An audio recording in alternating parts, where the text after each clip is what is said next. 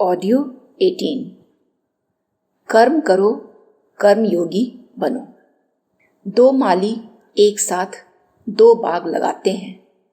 कुछ ही समय में एक माली की वाटिका पल्लवित, पुष्पित और विकसित हो उठती है। सारा बाग इधर से उधर तक समान रूप से हरा भरा लहराता हुआ अपनी सुंदरता और सुवास से वातावरण को ओत-प्रोत करता है। जो भी अपना पराया, शत्रु मित्र और आने जाने वाला उसके पास से निकलता है, उसका हृदय प्रसन्न हो उठता है, आंखें तृप्त हो जाती हैं। तब मन सुवासित हो उठता है और मुख से अनायास ही निकल पड़ता है। आहा, कितनी सुंदर वाटिका है, कैसा मनमोहक बाग है। इसका माली बड़ा कुशल व्यक्ति मालूम होता है। माली अपनी इस सफलता को देखता, सुनता और आत्मा में एक अनिर्वचनीय आनंद का, सुख संतोष का अनुभव करता है।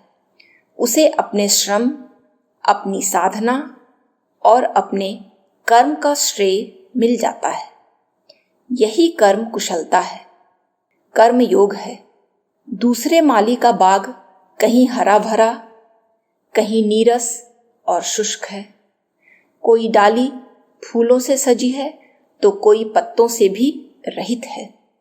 कोई पौधा सीधा खड़ा है तो कोई नमस्कार कर रहा है। कहीं कलियां खिलकर फूल बन रही हैं तो कहीं विकसित होने से पहले ही मुरझा गई हैं। किसी ओर तो सुगंध आ रही है तो कहीं कूड़े करकट की दुर्गंध उठ रही है। न क्यारियां ठीक हैं और न पौधों की काट छांट है। हर ओर अव्यवस्था और अस्त व्यस्तता ही दृष्टिगोचर हो रही है। बाग की यत्र तत्र सुंदरता भी उस सार्वत्रिक कुरूपता में मिलकर कुरूप बन जाती है, असंगत और अनुपयुक्त लगती है। ऐसा विकृत बाग न तो किसी को प्रसन्न कर पाता है और न सुवासित। उसे देखकर न तो कोई ठहरता है और न प्रशंसा करता है। बहुत बार तो लोग सहसा देखकर यही निर्णय नहीं कर पाते हैं कि यह कोई वाटिका है या वनस्थली।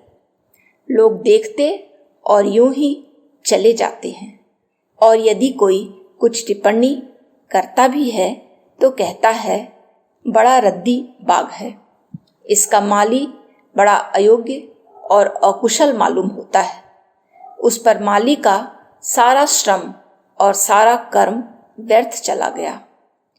उसकी साधना असफल हो गई और वह अपनी आत्मा में एक ग्लानि, एक क्षोभ, एक लज्जा, एक निराशा और एक असंतोष अनुभव करता है।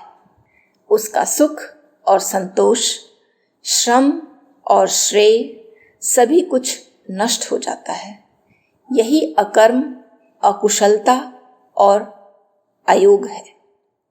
दोनों माली मनुष्य हैं। दोनों ने एक जैसा ही काम किया। दोनों के साधन और सुभीते एक जैसे थे और दोनों ने सफलता के लक्ष्य से श्रम किया। तब क्या कारण है कि एक श्रेय का और एक हेय का कारण बना? कारण है, और वह यह कि उन दोनों में से एक कर्मयोगी है और दूसरा कर्म भोगी।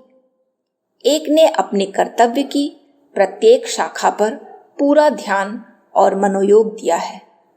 उसने समय पर बीज बोए, समय पर समुचित पानी दिया, क्यारियों की रचना की, अंकुरों की रक्षा और पौधों की खोज खबर रखी।